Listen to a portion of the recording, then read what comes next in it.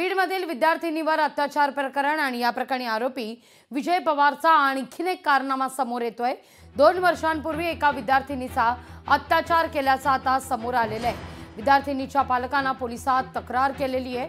वारंवार पाठपुरावा करून देखील कारवाई केली नसल्याची पालकांची तक्रार आहे। पोलीस अधीक्षकांकडून तपास केला जाणार आहे।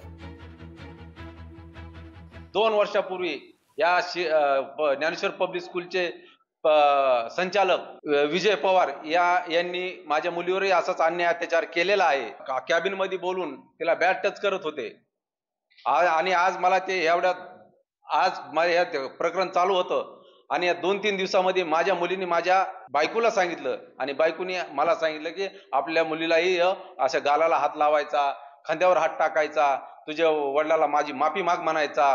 2 वर्षापासून यांची तक्रार मी जिल्हाध्यक्ष अधिकारी शिक्षण अधिकारी यांच्याकडे केलेली होती, परंतु मला आता आजपर्यंत त्यांचा न्याय मिळाला नाही।